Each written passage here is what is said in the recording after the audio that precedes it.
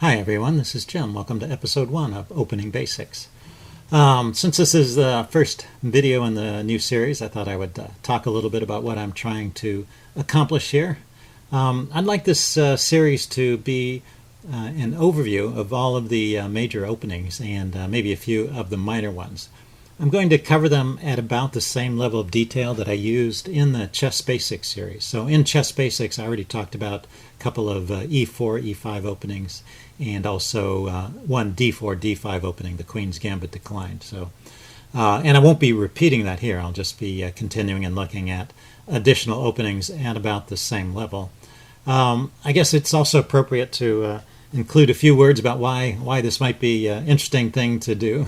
After all, you could just learn one opening in a great deal of detail and not bother with all the other openings. So why am I presenting a survey of different openings? Well, one issue that arises is a choice of what openings are best for you. So by becoming familiar with several different openings, trying them out, you can construct an opening repertoire of openings that fit your particular chess style, and also maybe select an opening that will cause the most trouble for your opponent. So I think in general it's helpful to have some knowledge, at least, of a wide range of openings. Now, there are professional chess players who've made a living with a fairly narrow repertoire, just learning a few openings in great detail. And if that's the case, that's the route you want to go. There's no problem with that.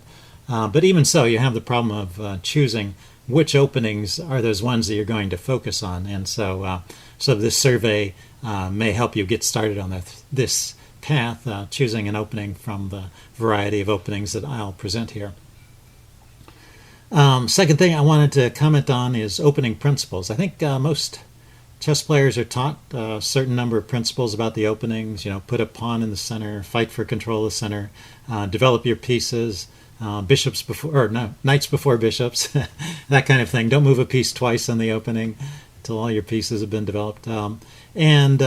Those are useful rules, but at the same time, if you look at particular openings, you'll find those rules violated all over the place. So I will occasionally talk about the rules, but I won't put a heavy emphasis on them. I'll just point out maybe interesting cases where one side or the other is breaking the rules, and talk about maybe why they can get away with it. This opening series is going to be at a fairly high level, or I'm not going to go into great depth into any particular opening. I guess that's what I mean to say. And this kind of reflects the way that that I learn the openings myself. I like to learn a little bit about the openings and then go out and play them. And then if I want to learn more, well, actually I always want to learn more. So I take the openings after I've played them, and I look up where I went wrong in an opening book or an online resource like chessgames.com, and see what is normally played in those positions, try and figure out how I can improve next time around. And I just sort of build my opening knowledge incrementally that way.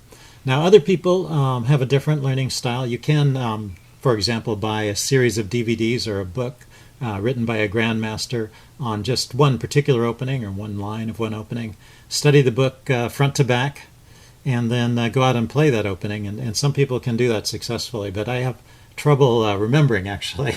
I have trouble getting through the book in the first place, and then after I've read the book, when I'm actually playing the openings, I tend to forget what I've read. So it helps me to learn, to actually see a little bit about the opening, go out and play the opening, get some experience with it, and then come back and look up more information about the opening to figure out where I went wrong and to improve my understanding of that particular opening. So this video series that I'm doing, Opening Basics, is aimed at people who have that same sort of learning style that I do, which is they want to know a little bit about the opening and then they want to get out and play it.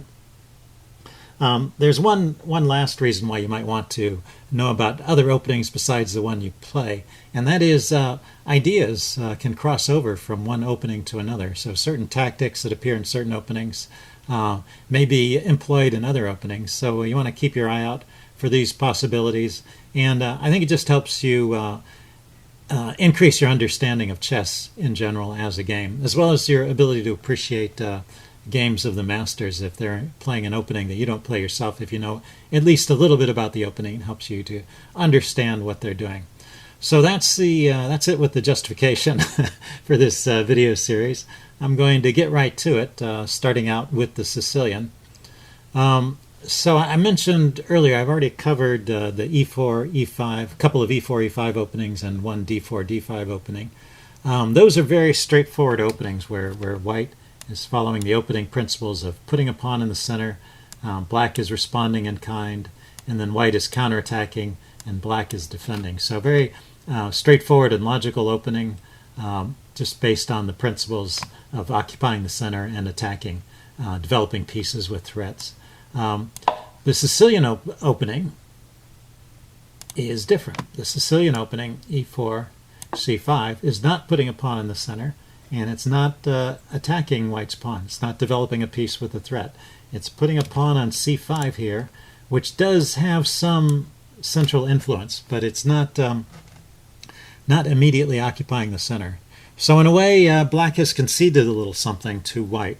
White's got this pawn here, and he's got control over the d5 square, and black is saying, okay, I will let you have that little bit of the center. I will let you have that much of the center, and I will carve out this little piece for myself, and that will help me with my development and getting my pieces out. Now, one of the most logical responses, although not the most popular, but one of the most logical responses to this would be to play c3.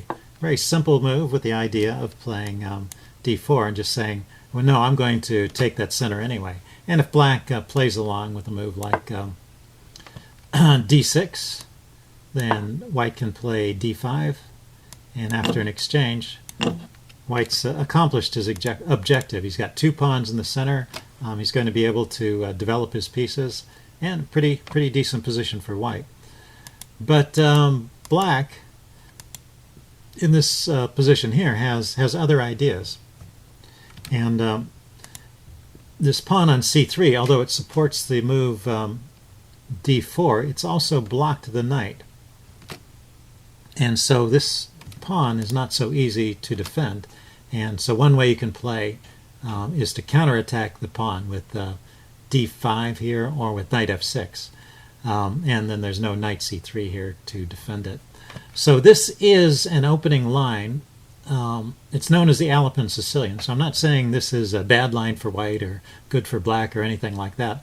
I'm just pointing out it's not the most popular line here, and that's why. It's because white doesn't really get to control the center like he wants to if black plays accurately. So the normal move for white here is to play the move knight f3. And so knight f3 continues. It develops a piece and continues to put more pressure on the center. So white's got a lot of influence on the center at the moment, but it's black's turn to move. And there's a couple moves for black here. Three actually main moves. Knight here, pawn here, pawn here. I guess the main line is d6. I'm just going to go through the main line in this opening video. There's going to be more videos to follow on the Sicilian where I'll cover some of these other lines. I'm just going through the main line up to move 5 or 6. So d6 is a good move here. It opens up a line for the bishop and supports this pawn on c5, which could have come under attack in some circumstances, and delays committing the pieces to any particular square and waits to see what white does. Now the normal move for white is to strike out immediately with d4 into the center. But there's also lately been a resurgence in popularity of the move bishop to b5 check, the Kanal-Sokolsky attack. Magnus Carlsen plays this kind of move too, and to back up, in this position, if black had played knight to c6, then the bishop to b5 is an idea there too. So this is a move that could be played in either of those variations, and here it's called the Rossolimo. So you may hear it referred to as the Rossolimo, even though technically it's something else in this position after knight f3, d6. If the bishop comes to b4, it's sometimes called the Moscow variation or the Kanal-Sokolsky attack. Anyway, those are just names. I am, like I said, I'll go into some of those moves later. I'm just going to talk about the main move here, which is to play d4. And this helps black actually realize his strategy. Someone once called this move, the Sicilian defense, a cheap positional trick. And the idea is this pawn on c5 exchanges itself for the pawn on d4. And now if you look at it, black has two center pawns and white only has one. So black has gained something by this exchange, but white has gained something too. So both sides have something to be happy about in this position. White is happy because he's got the center influence with the pawn. He's got better development with the knight in a good spot here. And black is happy because he's got two pawns in the center to white's one. And in the long run, he has a more compact pawn structure, which is easier to defend in the endgame. So the most common move for black here is the immediate knight f6. And very logical move, attacking this pawn in the center that white has placed there and has not bothered to defend. And now white plays knight c3. Now there are other moves here, once again, if black were to play something like, knight c6. You see this a lot, but white can immediately play the move c4 in this case and set up a structure known as the Maroczy bind. So these two pawns in the center give white a lot of influence, and it's not like it's fatal for black. Once again, this is a playable line, but it's not the most popular way to play. Again, the most popular way to play is to bring the knight to f6, attack the pawn, and then white will usually defend the pawn with knight to c3. And here we get to, we're on move 5. Here we get to the big dividing point in the main line of the Sicilian. Black here has 4 different moves, and each one leads to a different variation. And I will cover these variations starting with the next video. I just want to give you the names here. So the move a6 is the Najdorf Sicilian. And the idea with a6 is to keep a piece from dropping into this square here on on b5, particularly a knight on b5 can be uncomfortable going after the d-pawn because later black intends to play the e-pawn forward and this d-pawn might become weak. Okay, so that's a6, that's the Najdorf. Second choice here is knight c6. This is known as the classical Sicilian. The third choice here is e6. This is known as the Scheveningen, with the two pawns in the center side by side, kind of a little center for black. Let's see, Chess Explained calls this the Scheveningen. I can't say it. Scheveningen, something like that, but he's got the tongue for it. I don't, so I'll just call it the Scheveningen. This is an interesting system. There is an attack against this known as the Keres attack, where white immediately plays g4. And so this is no longer as popular as it used to be, but it's still playable. And back up, and the last choice is g6, which is the Sicilian dragon. So that is another famous opening that I will do a series on. A lot of players, particularly young players, like to play this opening just because of the name. And the name comes from this pawn structure, which I guess is supposed to resemble a dragon somewhat. If you think of the constellation Draco the Dragon, it has kind of a wandering line of stars like that. Okay, so that is it for this introduction to the Sicilian. That's the main line up to move 5 and the 4 major choices that black has. Yes, there was one more point I wanted to make about the openings. I've sometimes been asked to do an opening series for white or an opening series for black, and my objective with this series is not to do that, but to just present the openings in kind of a neutral way. I'm always going to have white at the bottom and black at the top. But the point I wanted to make about the openings is that these popular openings are only popular because they have something to offer both sides.